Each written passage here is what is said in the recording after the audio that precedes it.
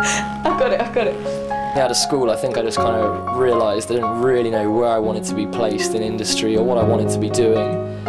So I could have gone straight into a degree, but I probably wouldn't have enjoyed it as much. I think I was kind of considering graphics at that stage, and doing the foundation degree allowed me to kind of see all these different areas, and I realised how excited I was by animation, how much I loved that, and that kind of then gave me that opportunity to try that and move into animation, which I now love.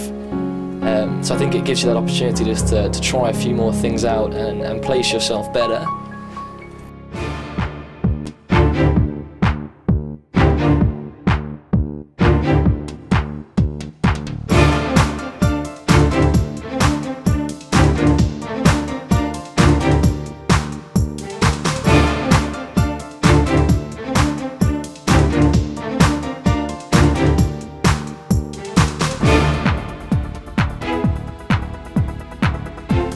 What inspired you to go into animation? I think probably initially it was, I used to enjoy all this kind of like science fiction things, Yeah. sort of like the Star Treks and the Star Wars and all that, and I think probably if I went back and looked at my earliest animations, it was tending to be all spaceships and Yeah. space scenes and things like that. So and then I got into doing kind of characters and how fun it was to actually create a character out of nothing, to just kind of start with a box and end up with something that's actually got a personality and that you can do anything with. So yeah, and that was always quite enjoyable. What are the skill gaps that you've identified in the animation sector? Basically, there are a lot of areas that are missing, in my opinion, and I think some of those are the teaching of the fundamentals of animation, and the reasons why you're learning what you're learning, and then how to actually expand on those aspects to be more creative. What makes a good animator? Great place to start. It's might be a bit of a shameless plug. This book is like the Bible for animators. It's by the guy who actually animated Who Framed Roger Rabbit. I don't know if you've seen that, but it's a really great book. So something like this is a great place to start to get to thinking. So he goes through kind of the basic movements. I mean, all you're doing in animation is faking movements, so it's getting a series of stills to look like things are moving. So it's thinking about kind of timing and movement. I mean, even in a digital world, so when you're working 3D animation on a computer, the basics start here. So what does movement look like? All the different shapes here of how a person moves, how they bend. How can a foundation degree help fill the gaps in the animation sections that the degree at the moment isn't filling? I think if the foundation degree is set up properly, and it's set up in stages.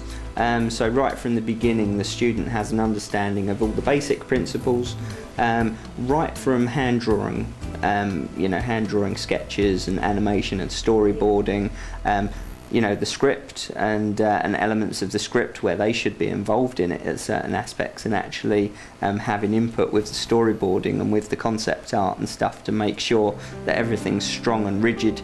It's a whole thing of planning.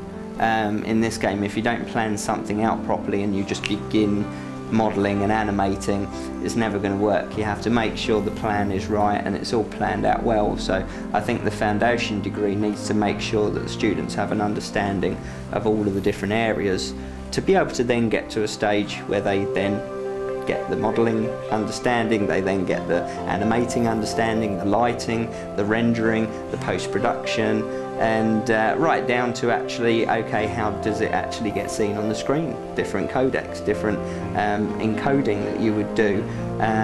What's the difference between NTSC and PAL?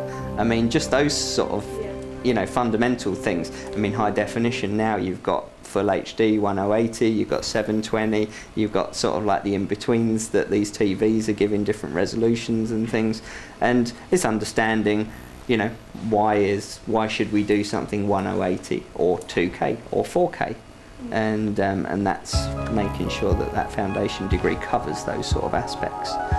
What will the role of Creation Studios be in actually helping with the foundation degree, helping students in gaining that all-important work experience and gaining the skills that they need? I think there's a couple of areas there. we've got quite experienced people on our staff and within our team that we would look to actually send out to the college to work with the lecturers and work with the students on a regular basis, and also have the students come in here. Obviously we've got this cinema set up where we can have kind of like 15 students at a time, and do a mixture of different things. That would be getting them used to a studio environment and an understanding of the real world, as it were, and sometimes the pressures and things that are related to the real world, and then also an understanding of all of the technology and the equipment and stuff. Things like we've obviously got the in-house render farm and post-production suites and different things like that, on how we do different things, and some of the techniques that we use in-house, as well as, you know, within the university or within the college or the university as well. So they can see a difference between kind of like within an educational environment and within the real life world. Completely selfish from our point of view, but obviously one of the reasons from the course and the looking in the educational side was purely because, you know, it's ideal for us to actually spend a couple of years with students and go, oh wow, that one was fantastic, that was fantastic. We'll be offering them a job. I think for the first year, where I was saying it's important to have all a basic understanding, I think for perhaps the second year, that's important then to actually put all of that understanding into practice. And I personally feel a good way of doing that would be for the students to actually create a short from start to finish, right from developing their own scripts, their concept art, their storyboards, right through to obviously modelling, animating, and finishing up with something that's on a DVD that could be presented and possibly even put into award ceremonies and things like that, and the students could get something out of it. And two good aspects: it gives everybody an understanding of start to finish with a project, and it gives them the potential of getting some kind of reward at the end of it with the awards and things, and also for their show reel, which is the most important thing from my point of view.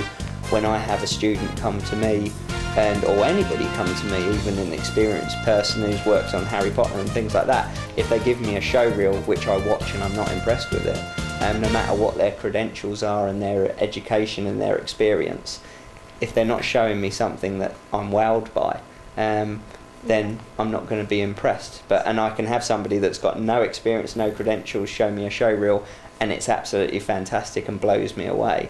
And you know, that's what it's all about. So, do you deem artistic skills more important than computer skills? Would you prefer an animator to be able to work well with a computer, or to have the essential drawing skills in order to develop characters and actually produce them? There's a choice really, because I think if they haven't got the experience and they've not at that point targeted particular area, then they either need to show a good all-round understanding from a generalist point of view, but with a look to be going towards a particular area, or there's the other side, which is they've already decided that they're going to focus on character animation, they're going to focus on lighting or post-production, and therefore what they're showing is the best elements of that particular area they're going to focus on. I mean, the main thing with any show reel is just make sure you've only got your best stuff in. Never put any. If there's anything in there that you're not happy with, don't put it in, because if you're not happy with it, then the likelihood is that the person that's watching it isn't going to be impressed. You're going to be judging an animation competition with Harlow College for their media conference. What are you looking for in the animation films? What will make it stand out, make it special, and probably even win the competition? Yeah, so I think even from a short story, seeing a creative and enjoyable story, whether it be fun or whether it be whatever it could be violent, it could be romantic, anything. So, but yeah. And what prizes would you consider giving to winners or runners-up? I think we've talked about a couple of actual sort of physical prizes. I think we said about some iPods and different things like that, and obviously spending some time in the studio, perhaps a week or a couple of weeks in the studio, and actually spend some time in here. We'll give you some real work to do, and it should be a fun time. I think the more that students can be involved in the real world, the better.